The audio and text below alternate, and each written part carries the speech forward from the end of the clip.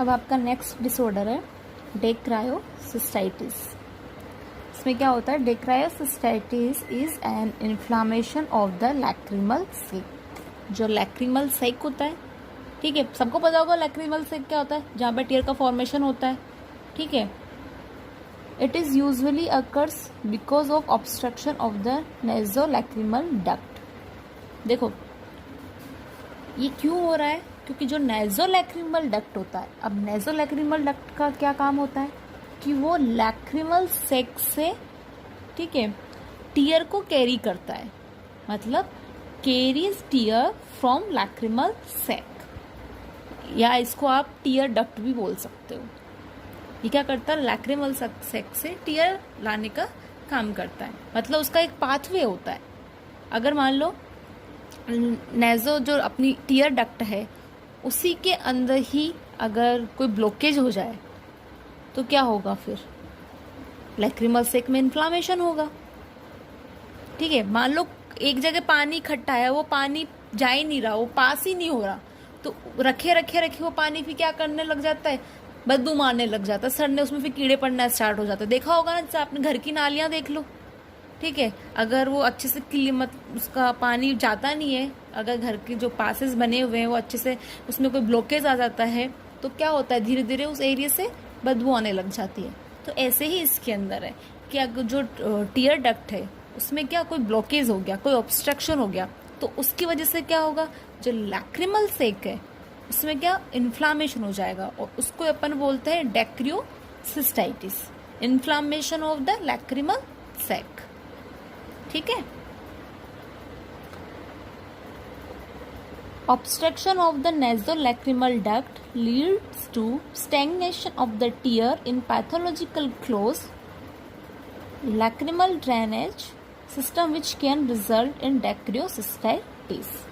मतलब जो नेजोलैक्रिमल डक्ट था उसमें ऑब्स्ट्रक्शन हो गया, और उसमें ऑब्स्ट्रक्शन की वजह से क्या हो गया? जो टीयर है वो स्थिर हो गया, मतलब जो आंसू थे, जो आंसू बन रहे हैं वहां पर, वो क्या स्थिर हो गए, ठीक है, वहां पर कलेक्ट हो रहे, मतलब वो पास नहीं हो रहे, बस वहां पर जमा होते जा रहे हैं। तो उसकी वजह से क्या होगा? एक पैथोलॉजिकल कंडीशन होगी, जो ड्रेनेज हो रहा था वो ड्रेन आउट नहीं हो रहा, तो इसकी वजह से वहां पर ब्लॉकेज हो गया, ऑब्स्ट्रक्ट हो गया, तो वहां पर इन्फ्लामेशन की प्रोसेस स्टार्ट हो गई, ठीक है।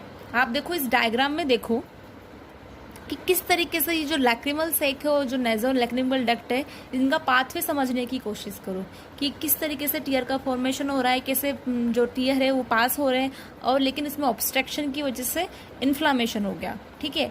आप ये डायग्राम से समझोगे तो आपको और भी अच्छे से समझ में आएगा।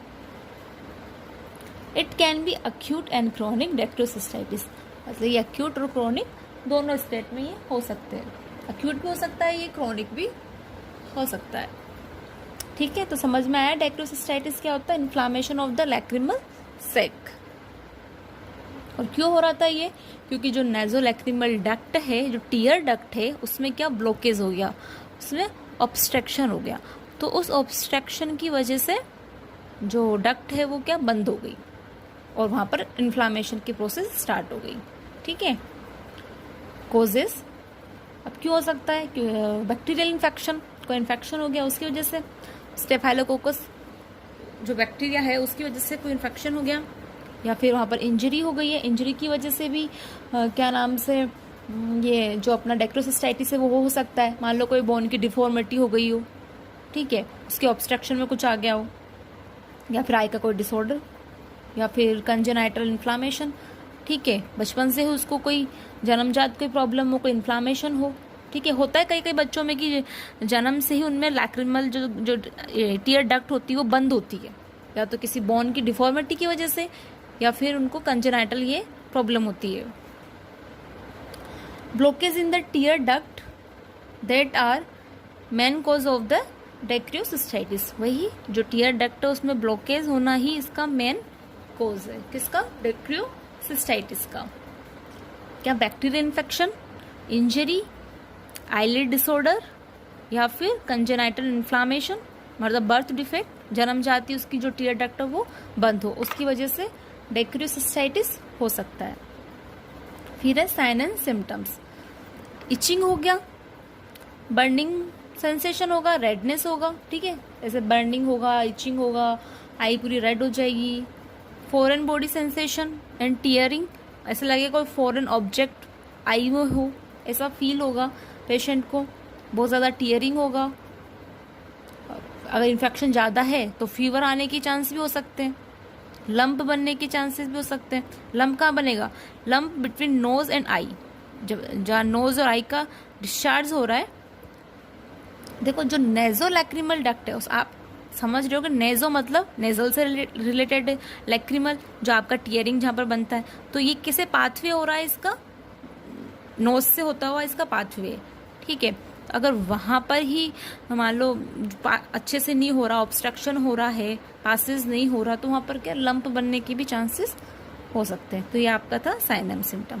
क्या हो रहा था उसमें? Itching, burning, redness, foreign body sensation and tearing, fever, lump between nose and eye discharge. ठीक है, समझ में आया?